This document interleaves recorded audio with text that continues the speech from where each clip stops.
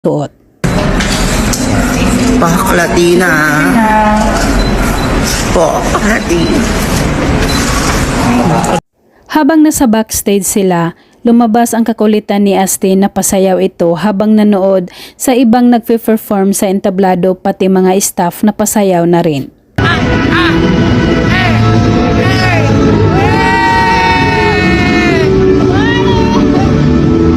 Magkatabi pa rin sina Astin at Aubrey habang kumakanta sila sa stage kasama ang iba pa. Napaka-energetic ni Astin Olvega.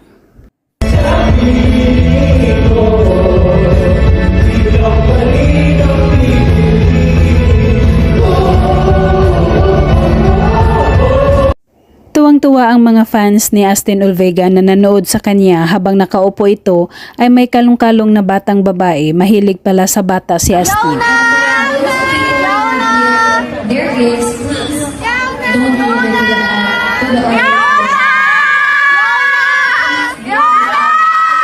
Lutang ang ganda ni Astin Olvega sa kanyang mahabang kulot na buhok at sleeveless long brown dress na nakangiti sa mga tao.